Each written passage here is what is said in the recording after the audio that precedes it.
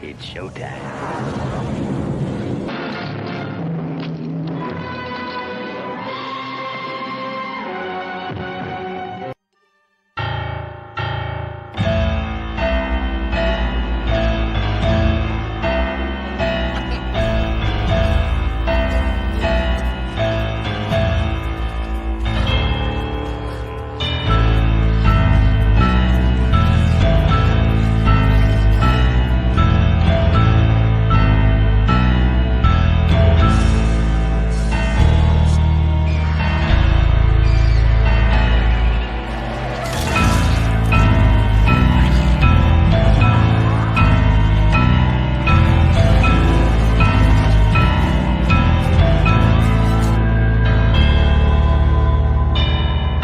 We have such sights to show you.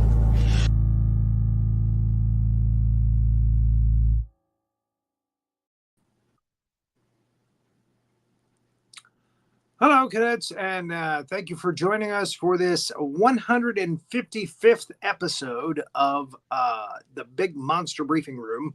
On this Big Monster Briefing Room, which is on October 31st, it's Halloween, folks. Happy Halloween on 2024.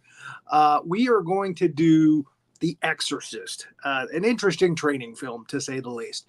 But first, let me bring up my able-bodied assistants. Miss Major Millie Hazzard and Master Sergeant Havoc. Reporting for duty, sir.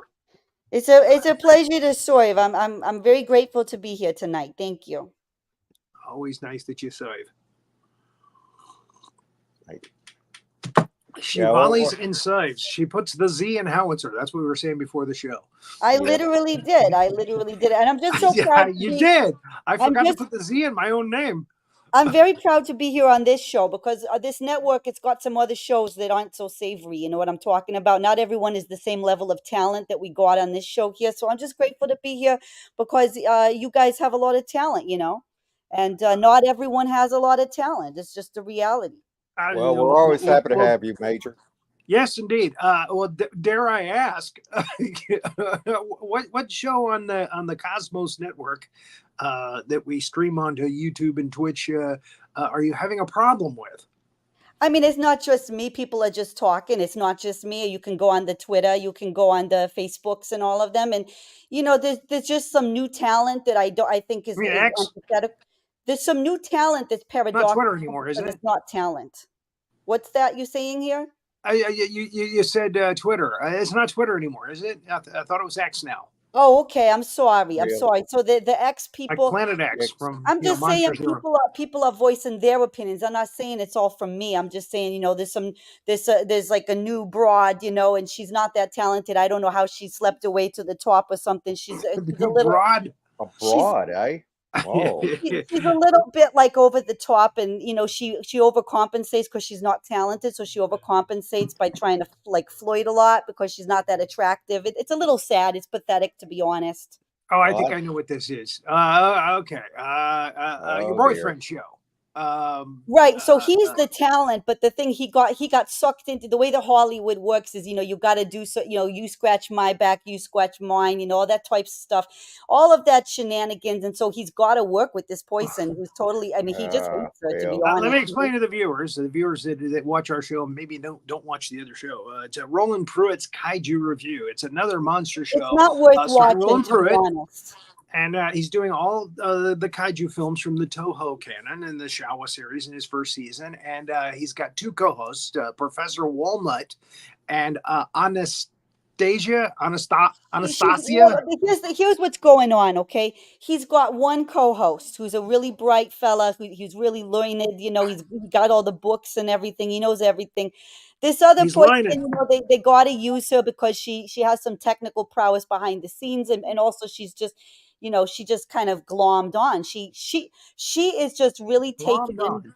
she's taken in by Look, Roland is a really popular guy. He's a Casanova. He's got a lot of this attraction, and she's all over him, and it's Okay. pathetic, to be honest. If you say so. He's your boyfriend, so. No, I mean he's amazing, but like he's got to put up with this. I feel bad for him, but they're gonna make some changes with the casting, and I'm very confident it's gonna go in the right way. They'll Oh, make some better decisions. news to me. Casting changes. What we're talking about, I'm just saying, Roland. It just understands that he needs to be around people like Professor Walnut is at his level. This person is just not at his level, and it's pathetic, a little bit desperate, and I'm sorry for her. Well, again, I watched the show, and they all seem to get along fine. Oh, well. Anyway, yeah, let's And move they all along seem to here. do a pretty good job. I just feel like there needs to be some casting of demons on that show. We're talking about The Exorcist tonight, and it's perfectly apropos because this person needs to Yeah. be exorcised out of the scenario. Well, she's definitely brought the demon out in you. No, you got that all wrong. I know it looks like sour grapes, but look, Roland is gaga over I'm me. not saying sour grapes. It looks like you're a little jealous. That's all. There's He's nothing got to another be co-host. jealous It's a of. female. She's a desperate woman, and the desperate woman it's sad, and Roland feels really bad for her, so he's being real nice to her, and Well, he's a nice guy. Well, he's you got all yourself said that. that Roman is kind of a Casanova. Yeah, he's He's got I all don't that see it. BDE energy or whatever. It's got the BDE. He's got the BDE, and it drives women, especially these lonely, BDE. desperate types who are He's kind of ugly, got the BDE. Yeah, Oh, well, help an old guy out here. What the hell is the BDE? The BDE is like that. He's very confident of his masculinity. it's the big dingus energy. Right, big dingus Big energy. dingus energy. Big Well, dingus Ah, energy. I That's want what- some of that. That's what we call it in polite Wait a company minute, maybe down I should here. rephrase that. Big So dingus energy. you know how they talk about like you talk softly but you carry a big stick? That's Roland, Oh, okay? jeez. Yeah, But anyways, That's we all I can need move it now is along. PPN with Roland. it's just there. If you take the word stick and there's a word that rhymes with it, that's all you got to know. I knew what a dingus was. Right. The Sorry, dingus ate your baby. That's my Dingus. the dingus ate your baby, like the Well, dingo. honestly, if Roland That's is your right. boyfriend, That's I'm right. sure he's going to be true to you. I'm sure he's not going to be, cavorting around with another hostess. No, he feels sorry for her. She's throwing herself at him. It's just uncomely, Okay. But like what this Bob I is gotta saying, start. like Bob said, I think his fans deserve a dingus pick. You know what, Bob? You're never gonna get it because Roland is to be honest, he's like a real prude, because when guys got the big dingus, No, they he don't ain't they don't feel like they need to show it around because it's like in high priority to everybody, Oh, I don't know. If I was swinging like John Holmes, I'd probably be using it a lot. Exactly. I'd be throwing it over my shoulder and going, "Hey, ladies!" But there it is. I got to start watching this show. He does a good show. They're an interesting show. They did Mothra. It's got big monsters. Well, then I'm there. I didn't watch this week. I just know that they did Mothra. Yep. They didn't do Mothra with their big dingoes. Well, that's good. At least I don't think so. But from what she's saying, it was a pretty saucy episode. And so maybe I gotta go back and watch this week's show. For the feminine perspective, Sandy's totally correct. If they drive a small car, that's right. Exactly. Thank you, Sandy. If they drive a small car. Yeah, absolutely. She's Is that what they say now? Correct. She's correct. It's a two Viagra car. There you go. But none of this, but anyways, moving along. So there'll be some casting we wasted changes. enough time on this. I'm sorry I asked. No, it's not a waste at all because Cosmos Programming, we take our talent very seriously here. And, it's just an awkward situation because this girl doesn't got it. She doesn't got it. That's just reality. There you go. Well, yeah, and I don't really we just took our viewers into 6 minutes of hell. 6 minutes and 66 seconds. All right. There you go. We'll move along here. We'll move along. Exorcist, yes, is a Warner Brothers training film, believe it or not. And it starts with, the house. the McNeil house. By the way, they just came out with a new Exorcist, and they got Ellen Burstyn, who plays the mom in this, to come back after all these years. So I thought that was pretty amazing. They did several other Exorcist movies, but they weren't all that good. Jason Miller, who plays Father Karras in this, the hero, comes back for the third one. He's the possessed character. And you'll understand why when you see the end of this film. By the way, this is not a kid's video, folks. We show graphic content on the show, and we do we are the cliff notes of horror and sci-fi movies. So, I mean, we show you a timeline from the beginning of the movie to the end of the movie. And, we try not to show nudity, but we show some graphic stuff sometimes. So, yeah. Hey, a tribute to Split Pea Soup. There you go. Cadet Bob, welcome. The Exorcist. And I don't know why they spell it that way, but there it is. This is by the story from William Peter Blatty. We start off, this is the longer version of the movie, by the way. We start off in Iran. Nice little sun beating down on Iran, and they're doing a dig, and he says, hey, they found something, Father, and this is kind of strange. They find these artifacts, and they've uncovered, I think his name's Pazuzu, if I'm correct, kind of a demon guy named Pazuzu, and they found some artifacts of Pazuzu. And he's kind of a gnarly guy. He's got a big penis. he's got the what did you call it? The KDG or the BDE? BDE. Yeah. He's got the BDE, man. Look, he's got a snake wrapped around that thing. Big dingus energy. He's got the big dingus energy, man, right there. Look at it. Wow. Even the priest's impressed, which, well, kind of... Come here, take a look at this. Yeah, well, he's obviously a fertility statue. Then we go to Georgetown, which is Georgetown in New York, or where is it? It's in Washington. Washington, okay. Just outside. Well, Washington? Well, it's near Washington. It's near Washington. Are you talking about DC? Is it near DC? It's near DC. Yeah. It might be Pennsylvania. Pennsylvania, yeah. Might be Pennsylvania. Anyway, we digress.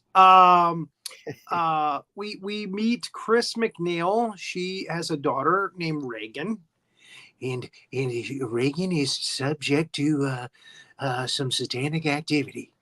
Sorry. Yep. I had to do my Ronald Reagan impersonation. Yep, of course. What am I seeing here? She goes into Reagan's room, and her window's open, and the sheets are off of her. So she goes down and she mentions it to the staff, and look at the cook there at the bottom. That's a look that says bitch. If I've ever seen one. She got a German cook. I'm sorry, German. He's like a butler. I'm not sure if the maid is German or not. She doesn't have a pronounced German accent, but he does, and that comes into play a little later on. That's the reason I pointed out. So at the local campus, they're shooting a movie, and I guess Chris McNeil is an actress. Yep. And they're all yucking it up on the set, and there's Father Karras, who he works at the church close by, and he's passing by, and he's yucking it up with the students. Excuse me, a little peach tea there. Thank you, sir. I'll have another. Yeah, we haven't heard the peach tea noises in a while there, so I don't make noises. I keep telling you guys that. What? I mean, other than I just did a little burp. You make a lot of noises, General. Okay, so on this movie set is Burt Dennings, played by Jack McGowan, and I'm guessing he's the director.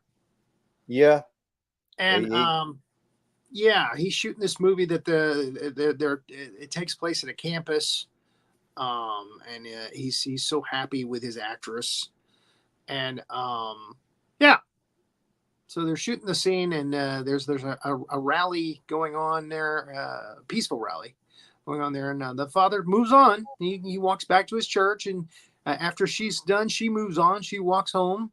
It's not far. And in the process, she sees him with another father, Father Dyer, played by William O'Malley. Oh, good father he is, William O'Malley. Good Irish priest there. There you go. His name's O'Malley. Hire him. That's it. He got the part. And they're at the church. They're in the neighborhood, the big church close by, as those churches are up north there. She comes back and talks to Sharon, played by Kitty Wynn. Sharon is kind of her assistant. She's got, an assistant because she's a bigwig in Hollywood or in the movies. Father Karras goes somewhere.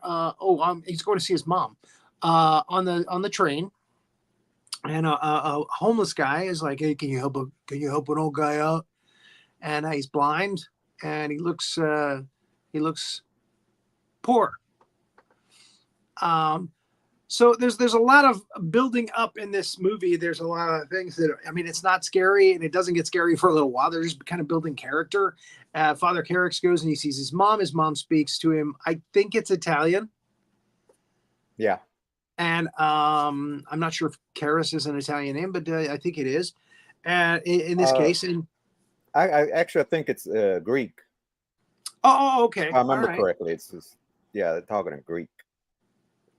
Okay, so he's taking care of her. She's got a bad leg. It's his life is not too good right now. He's not happy with his life and how it is. Reagan, who is adorable, look at her. Oh my God, she's a doll. And she grew up to be a fine young lady. Boy, I can tell you. I remember buying that Playboy issue. Anyway, TMI there, Bless General. me, Father, TMI. for I have sinned is the next one. No. Father Karras is talking to one of the other, I don't know if you want to call him a Monsignor, or he's one of the higher ups there, one of the higher priests. He's saying, I'm losing my faith, I think.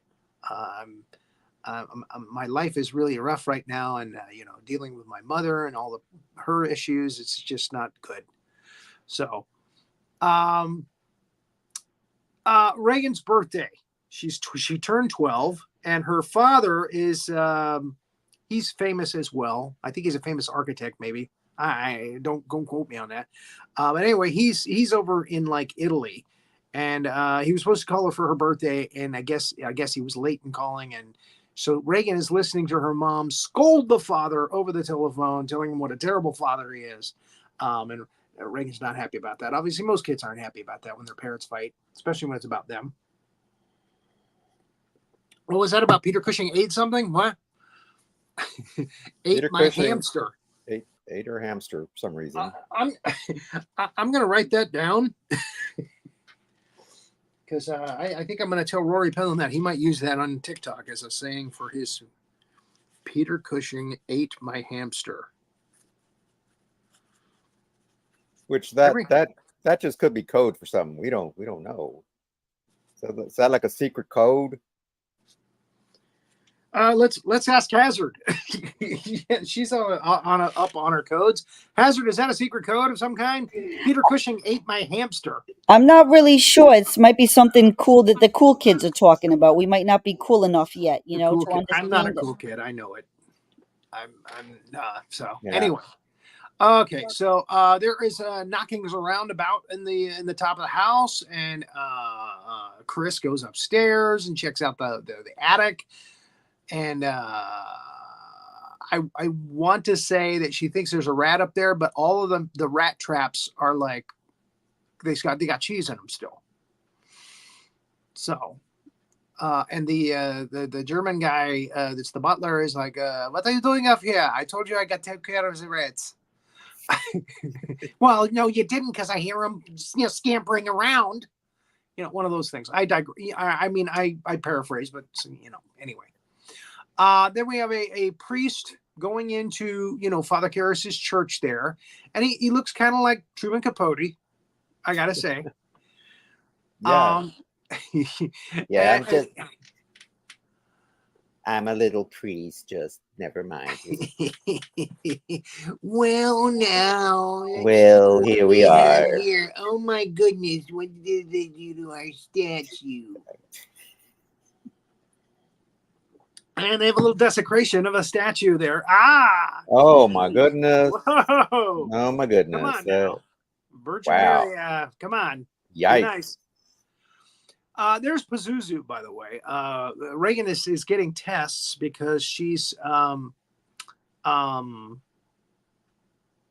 don't know, she's having trouble sleeping. She's having headaches, she's having trouble sleeping. So they're giving her some tests, and we see our first look at Pazuzu, who's possessed her. And the doctor is like, look how relaxed he is. He's got both of his hands behind his head. It's like, yeah, well, kind of a doctor. Yeah. It's so important. And he's telling her, well, we're going to have to take some more tests. That's what we need to do. And that's what he says throughout this movie. Yeah, we need more tests. That's what it is. Tell your insurance company we need more tests. Pazuzu drives an Isuzu. I think Pazuzu would drive an Isuzu. I do. Now this actor is Tito Vandas. I know him. He's a character actor. He's an Italian character actor. That's why I thought Italian earlier. And he has put Father Karras's mother in a home, which she did not want. And Jason, Father Karras did not want that because she went against it. They show several of the other patients in there. It's kind of like I'm not going to say an insane asylum, but it's one of those wards where the people are really creepy. Sometimes you put your folks in a home, like a nursing home, and there's a lot of people there that are creepy. They're mentally handicapped. They don't quite have it all together. So anyway, his mom is here, and he's very upset that she got put here, and she's very upset because she thinks he did it. And it was really her brother that did it, not his uncle, not him. And he talks to the uncle. The uncle's like, well, you can't afford to take care of her anymore, and face the facts. She needs to be here where they'll take good care of her. And he's like, but that's not what she wanted, Well, sorry, I thought was doing what was right for the family, for everybody. That kind of thing. So, okay.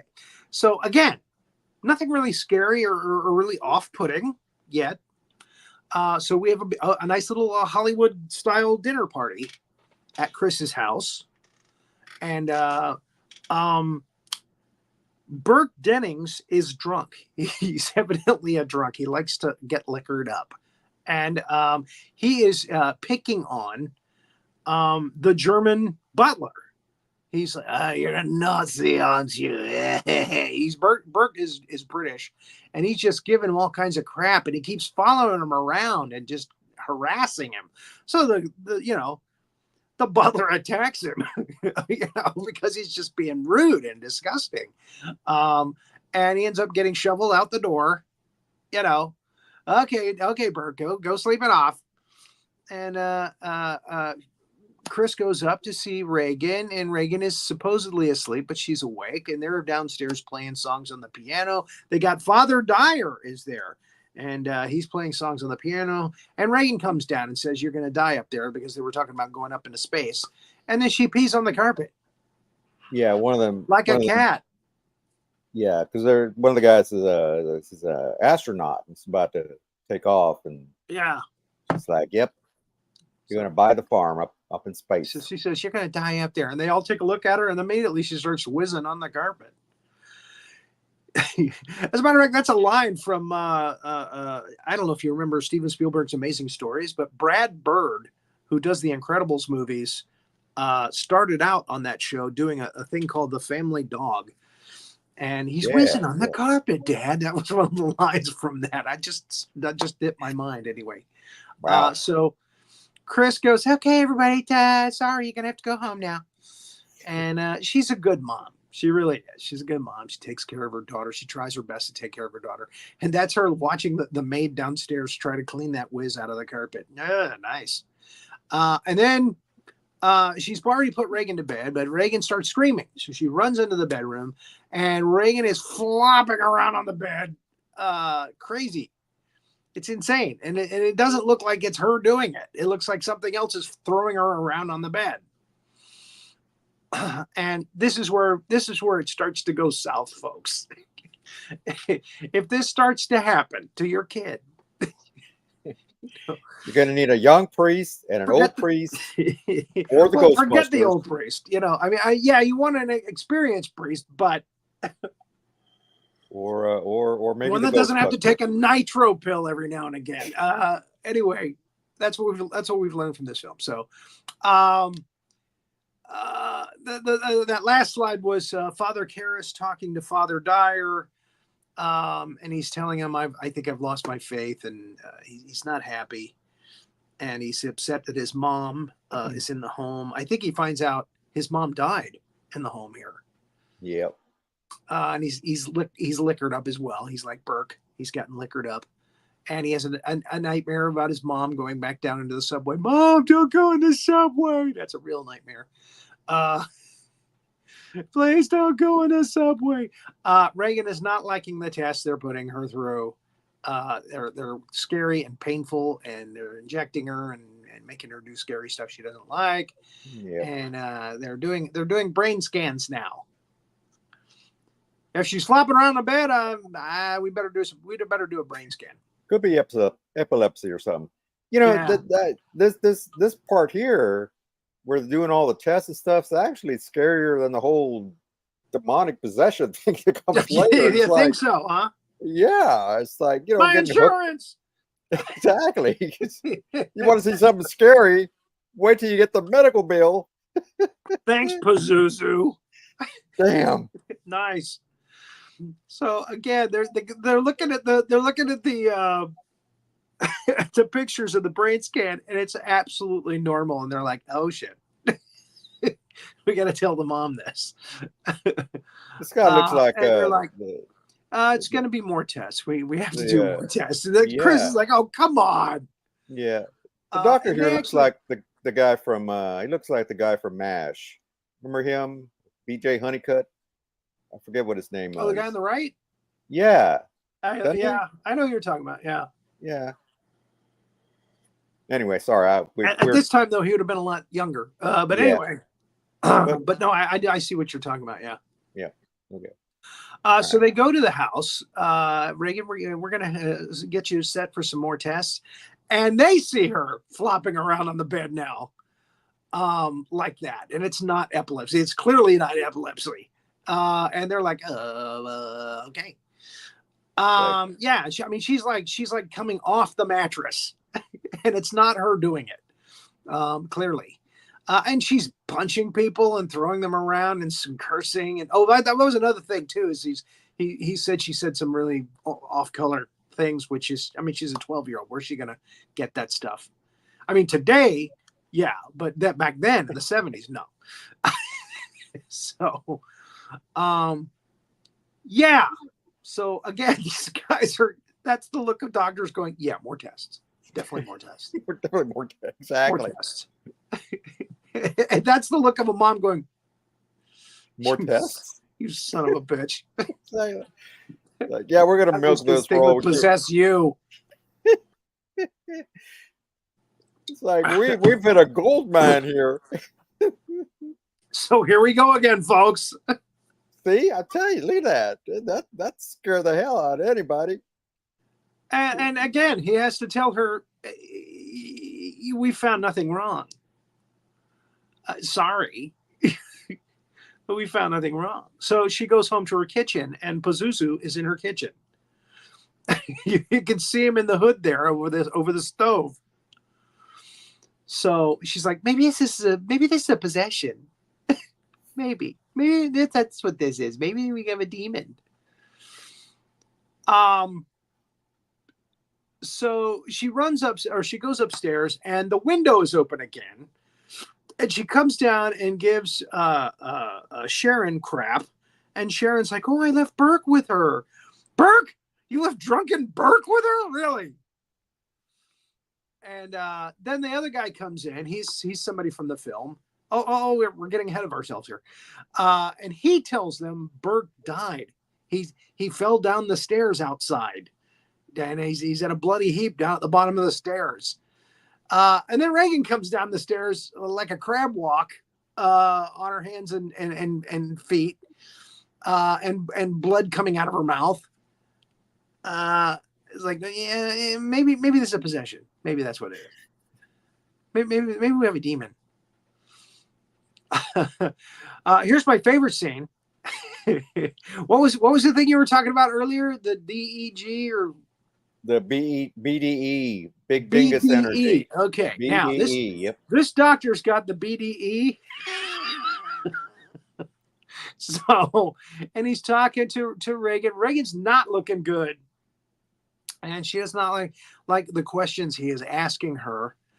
Because he's a psychologist. He's trying to find out if she's crazy or not. Okay. Yeah. Oh, yeah. There's nothing medical. All right. She's crazy. So she grabs him by the dingus. And I love the way this shot coming up here takes this guy all the way down to the floor.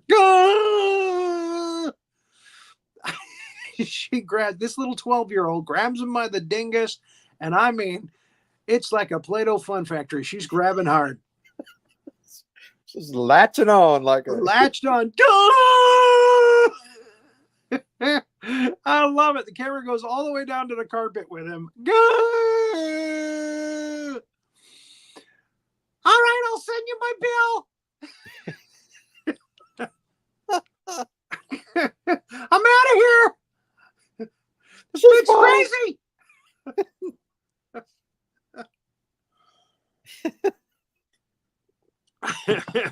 So Reagan's, speaking in other voices and stuff, and it's good. So now we have Father Karras is, running around the track, and we meet Kinderman is his name, right? Yeah, Detective Kinderman. Yeah, Lieutenant Kinderman, played by Lee J. Cobb. Yep. And he comes up to him and he says, "Yeah, I used to work for." What were those films that Lee J. Cobb was in? The secret agent, Derek. Flint. Derek Flint. Yep. Have you seen Derek Flint? I'm looking for him. No. Worked for Zowie. Yeah, I worked for an agency named Zowie. I mean, Zowie. That's right. That was the name of the organization. Zowie.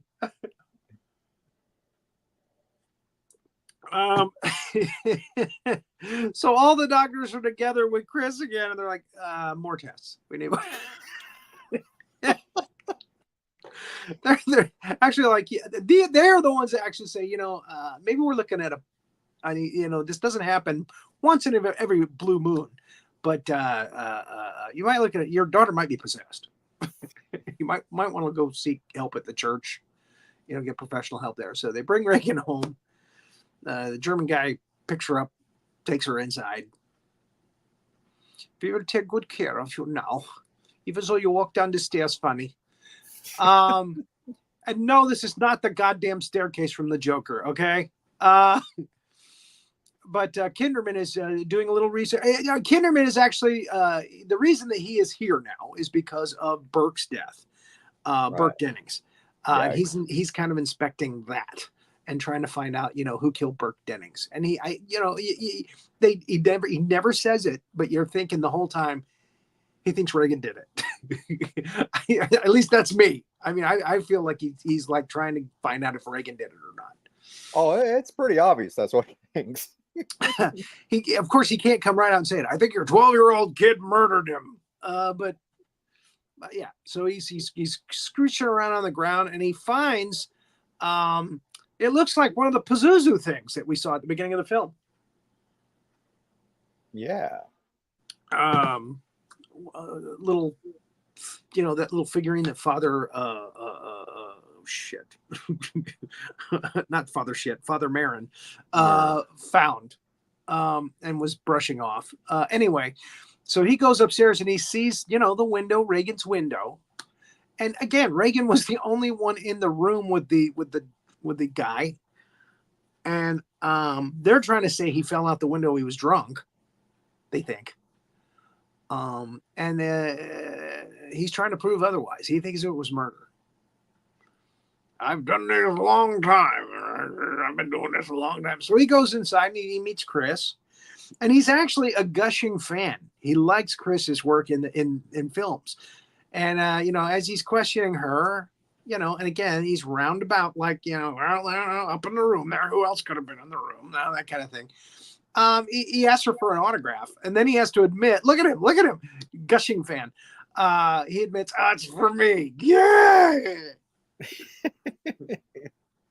And she signs it to him. She's nice, Chris is cool. She's a nice lady.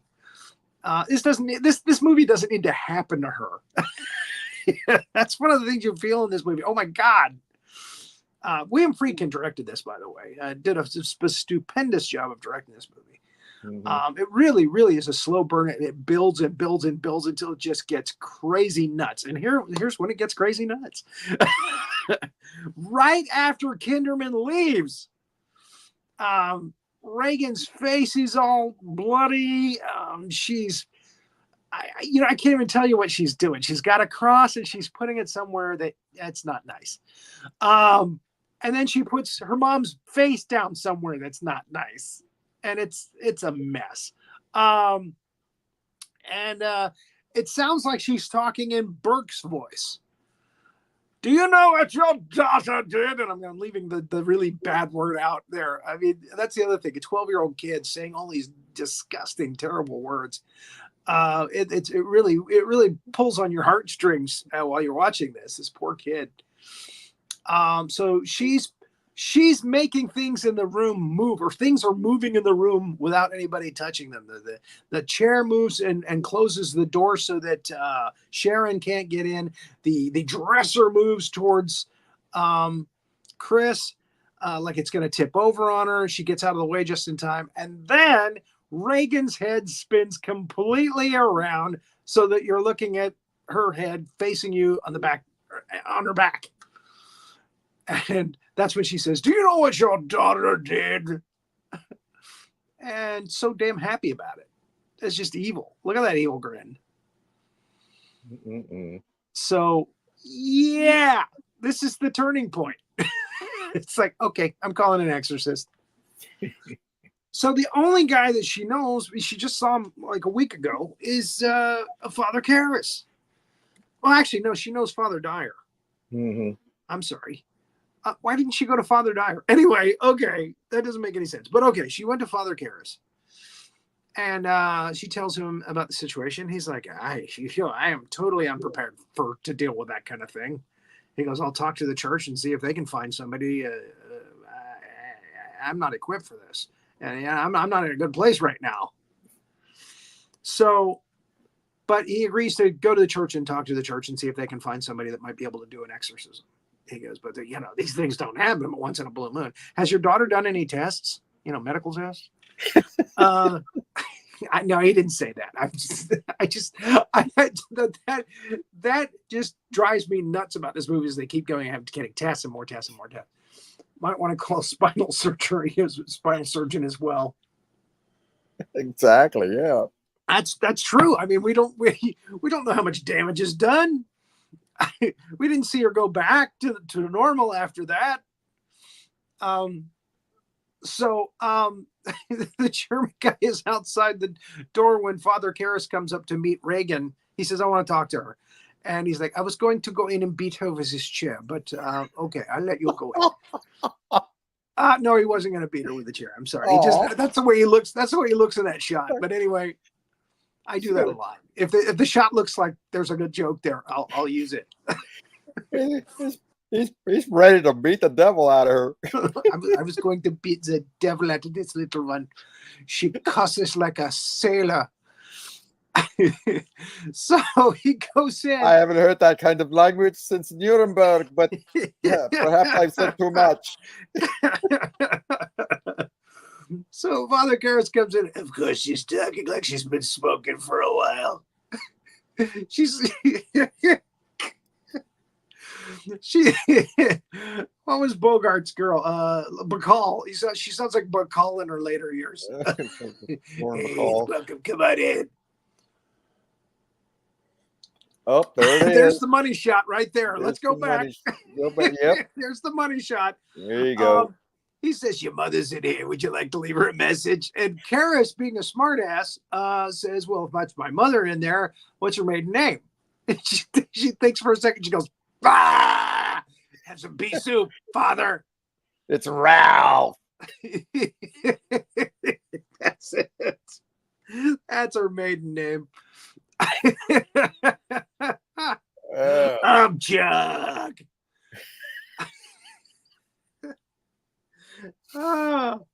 So anyway, Pea soup was never the same after that. yeah, I'm telling you, man. This thing, and I don't get it because it doesn't look like pea soup to me. It looks a little brighter, a little more colorful. I know. Yeah. It looks again later, in Ghostbusters, when you get slimed with that green stuff, they didn't go out, selling pea soup after that. But here's the thing. And if I ever met Linda Blair, I would ask her this. Go back to that slide again, please. Is how did they get the stream to come out of her mouth? Do you see that? It's coming directly out of her mouth. Now, usually they shoot stuff through a tube for films.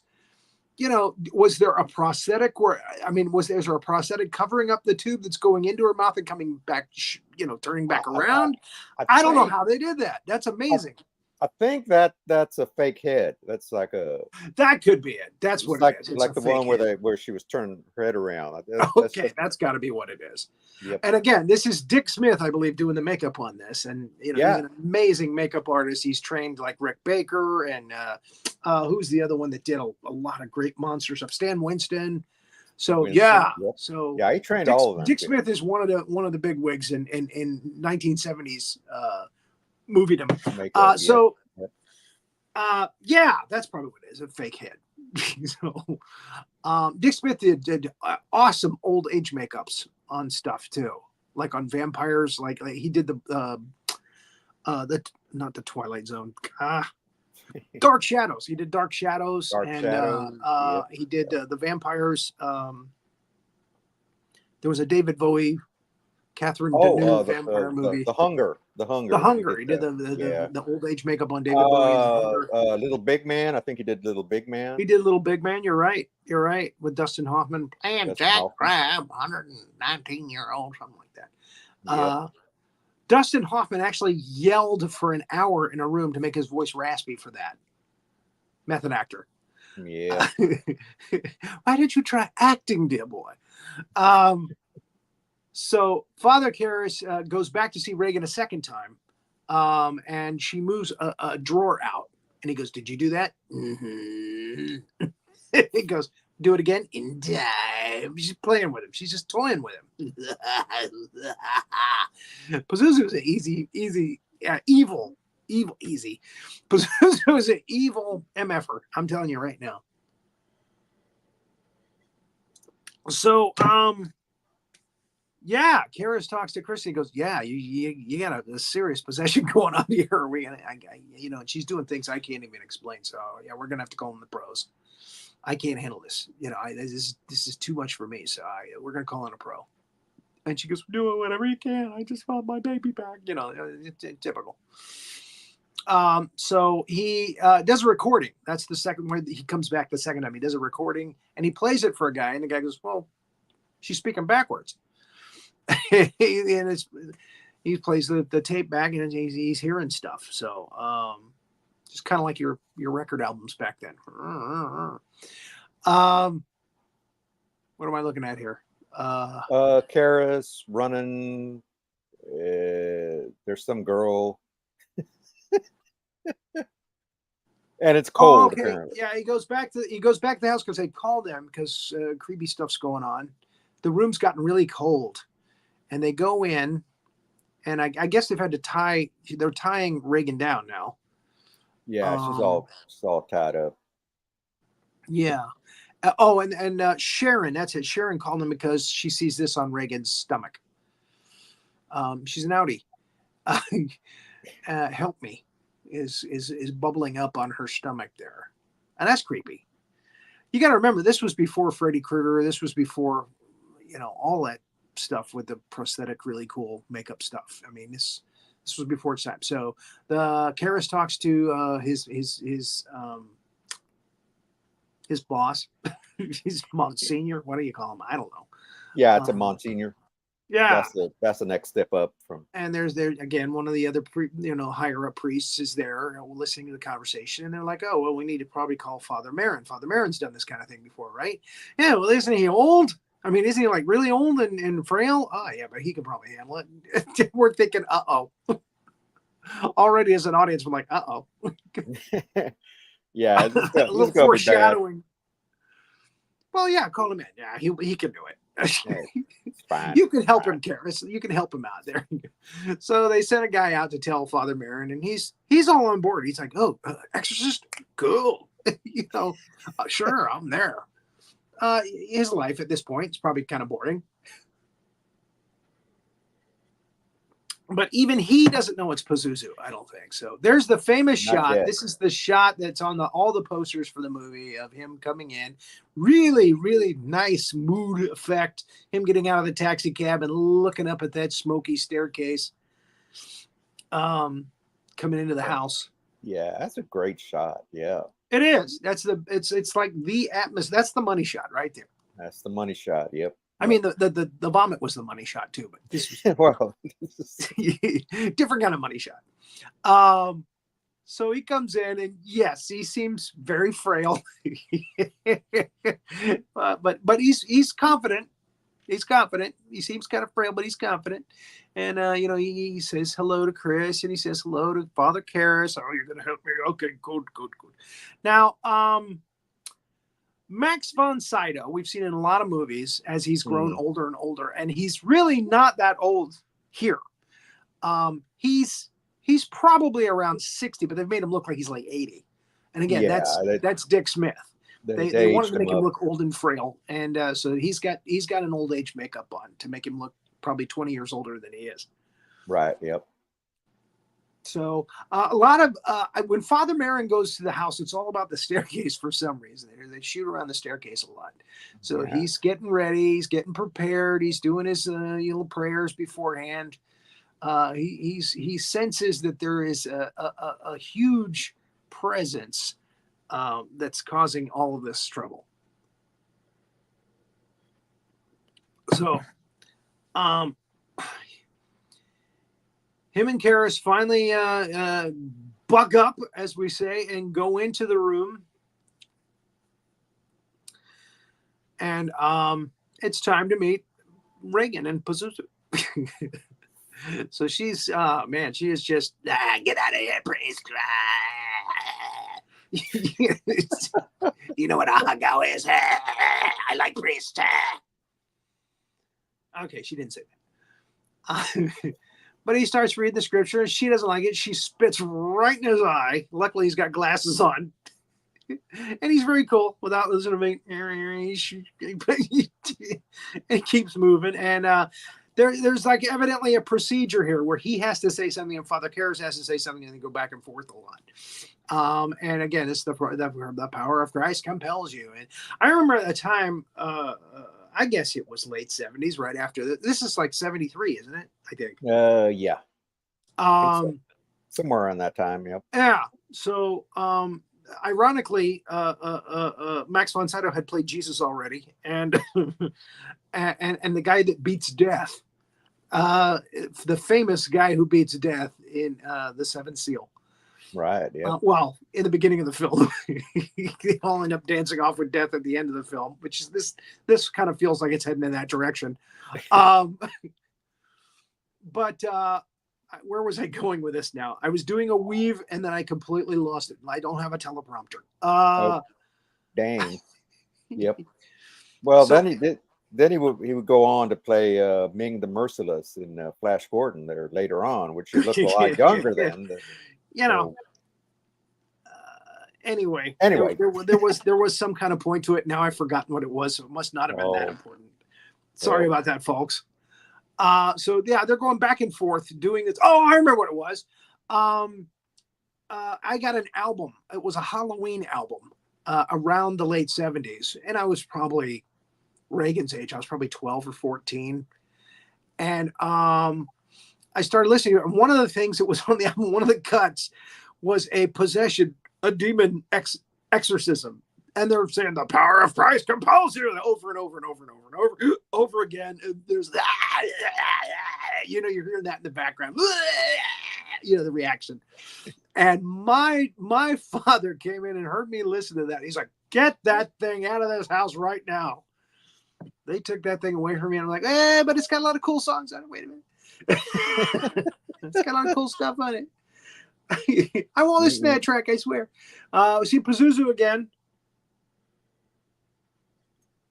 I should have checked the credits to see who played Pazuzu, because we see little snippets, little pictures of him, her. It looks kind of like Ellen Burstyn in makeup, actually, to be honest with you.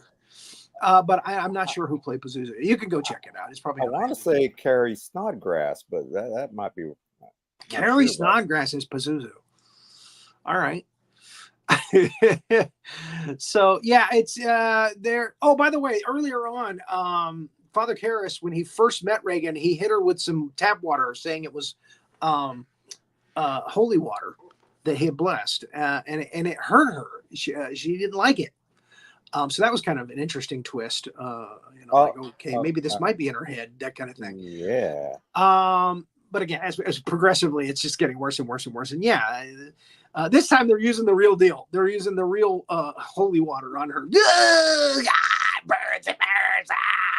I hate you. It's Mercedes. Go ahead.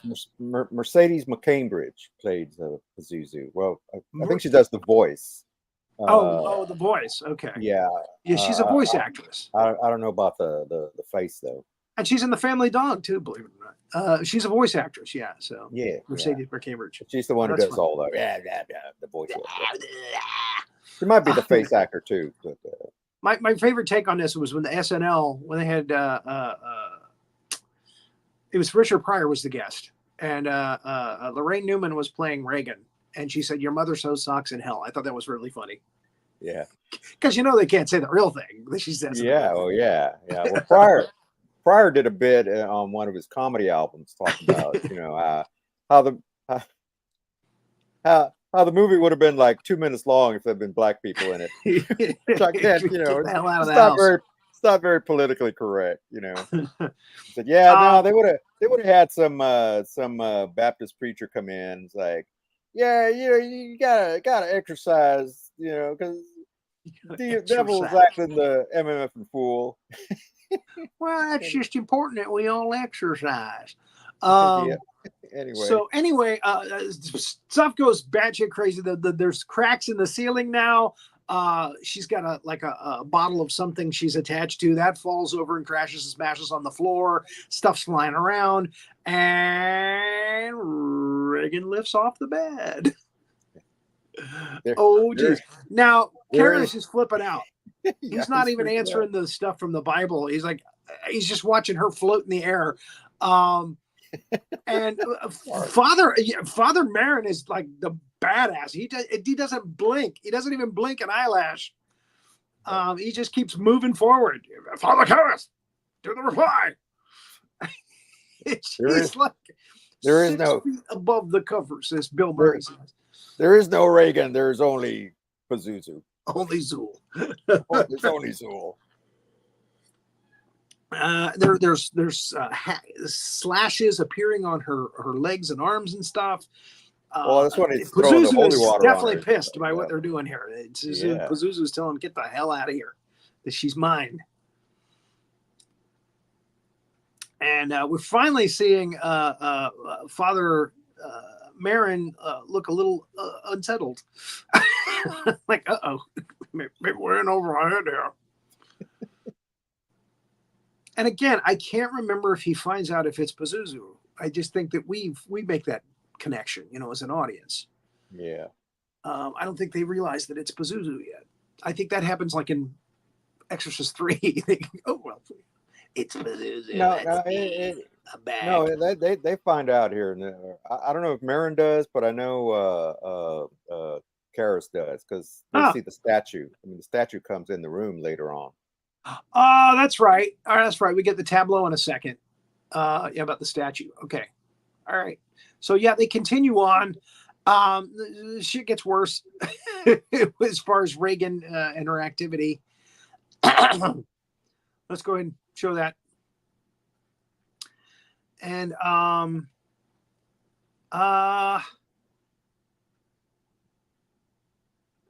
demon by any other name is a demon. Funny. She's getting loose. I think she's getting loose there, and they're tying her back down. Yeah. And she just, she's just getting nasty. You're not gonna get me. Just like that. Yep. Yeah. That's gonna be a TikTok video. Anyway, and I keep waiting for that tableau to show. There it is. There it is. You see that big penis swinging in? You're never going to get Reagan from him. And Father Marin is thrown back and bumps his head, and Father Karras goes to him and tries to help him. And that's when Father Marin realizes, oh my God, it's Pazuzu. There it is. So they kind of get it back together, get her back down on the bed, and Father Marin goes into the bathroom, I think, to clean up. They clean her up a little bit because she's got pea soup again. And he takes a nitro pill, so we know, oh my God, he's not long for this world, I think. And Karras sees a vision of his mother, and he's freaking out. Because that was exactly what he didn't need to see. And Father Marin comes in. He realizes that Karras is got to leave, that he can't stay. You're not my mother. What? Karras, what are you doing? So that means that Father Marin has got to go up against this demon by himself. And we know what that means. There's no doubt in our mind what that means. So he goes out, and Chris comes up to him and goes, "Yeah, you fucked up, didn't you? Sorry." No, she doesn't say that, but that's the look. And he looks up, and just as he looks up, he hears something upstairs that sounds like Father Marin hitting the floor. He goes back in, and sure enough, and this is when Kinnerman shows up. Kinnerman shows up out of nowhere at this point. The lieutenant. We've got a noise complaint. Your neighbors are complaining about all the demonic possession stuff sounding coming through the walls.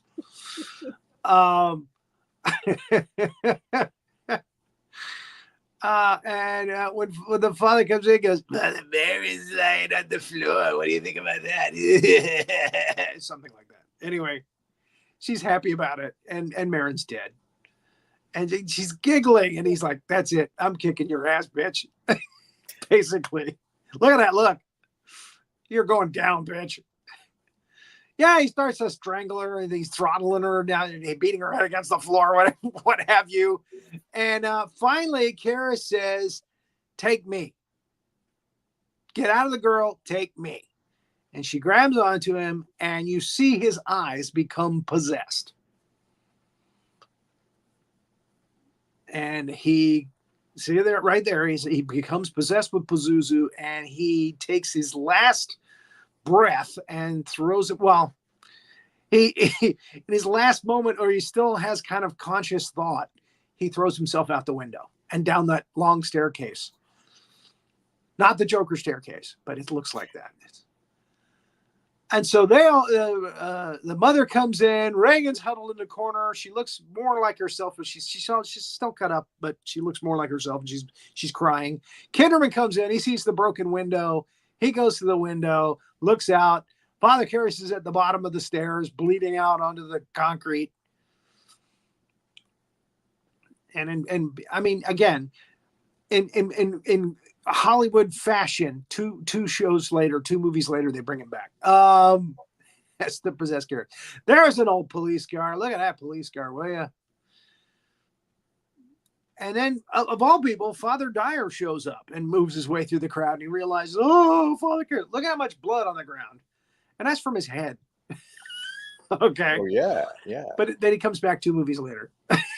So, yeah. I was actually going to do that movie first on the show, and it just kept getting I kept putting it on the back burner, kept sidestepping it, and I've got it. Because George C. Scott takes over as George C. I don't even know if George C. Scott is Kinderman. I mean, he might be another character. No, he is. Richard Burton is the detective in the second film, the heretic. And then Burton's a priest in that one. Oh, is it? I've seen these movies, and yeah. It's been a while since I've seen the third one. It's been a while. Yeah, third one. I never watched the second one. I want to. Pretty good. But it was. I heard it was not that good. Okay, so second one's kind of disappointing. Yep. So they're moving out. They're moving out of the house, and Reagan doesn't remember anything. She tells Chris tells Father Dyer that she doesn't remember anything. Oh, that's good. That's good. And then Chris tries to give him the Pazuzu, she tries to give him, I guess it's Father Karras's protection. What do they call that? Saint Christopher. Yeah, a little medal. They try to give him a little medal, and he gives it back. He goes, "You might need this more than I. There's probably going to be more movies." He knew better. So he gives it back to her, and and oh, by the way, at this point, Reagan sees the collar. Can we go back to that slide? Reagan sees the collar and gives him a nice big hug and whispers in his ear, "I really like priests." I don't think that's what she might have said that. I don't know. So the car drives off. She's waving at him, and he's like, "Oh." He waves back, looks down that staircase. Looks back up at the window, poor Father Karras. And then Kinderman shows up. And Kinderman's like, "Yeah, so I hear about you priests. You like young boys, right? You want to go to the movies?" No. He does actually say you want to go to the movies. He does. But I don't think it happens. Because look at Kinderman's face. God damn it. He doesn't get a movie date. And that's the end of the picture. The Exorcist. Ding ding ding ding. Oh no, I'm doing the Halloween theme. What is it? Ding ding ding ding ding ding ding ding ding. No, that's also the Halloween theme. No. Oh, that was the fog. Yeah, Tubular Bells is the name of the song. Tubular Bells. Yep. Michael Field. Anyway, The Exorcist. Happy Halloween, everybody. And again, keep an eye out for Roland Pruitt's Kaiju Review. That's on Tuesdays at the same time. Watch Two Guys and a Gal, sometimes talking movies. That's on Monday nights, 7 o'clock. Trying to think. Is there anything else I need to add? Do we have the no icing no tonight? icing. Is no icing tonight? Yes. Yeah, tonight at 10 o'clock, and always on Thursdays at 10 o'clock. So definitely tune into that. That's the next one, actually. So definitely tune into that. And, keep an eye out for those demons. Well, we just want to say, of course, we do these training films because we're the voice defense. So we're trying to train people. These things are real. You don't want to go anywhere near them. You want to get to priests. Don't try to do this yourself. You just got to go to the parish priest and no. You got to get yourself don't look a real up possession on the internet. Okay. Don't try to do it yourself. Don't try to do it yourself. Don't be messing around in the dark sections. There'll be a whole bunch of people in your family possessed all at the same time. There'll be a whole family of possession people sitting at the dinner table. You don't want any of that. Yeah. Stay away from Ouija boards. Why do people not Oh realize? yeah, there's a Ouija board in this Stay too. That was one of the away. clues. Yeah, You know, definitely. don't mess with them things. That's a doorway to your daughter spitting up pea soup. Yes, and doing things with. you are just asking for a possession. He's just asking for it. Fool your friends. Be the life of the party. Okay, don't Sandy say said Beetlejuice there's 3 no. times. Sandy said there's no icing tonight. There's It's a no double icing negative. tonight. Yeah, it's a double negative. So she said no show tonight. Oh, okay. All right. Sorry to hear that. All right. Well, next week. Again, Thursdays, usually at 10. All right. Well, I hope she's okay. I hope she's feeling well. I know she's been having some medical issues of her own. More tests. That's what we need. More tests. Okay. Yep. Take care, please. And you all take care. And that's it for show 55 here on this network. This here's Master Sergeant Havoc. Thank you for watching this episode of the Big Monster Briefing Room. Now, why don't you go ahead and give us a like and subscribe to our channel and ring that notification bell next time big old giant monster comes calling. See y'all later.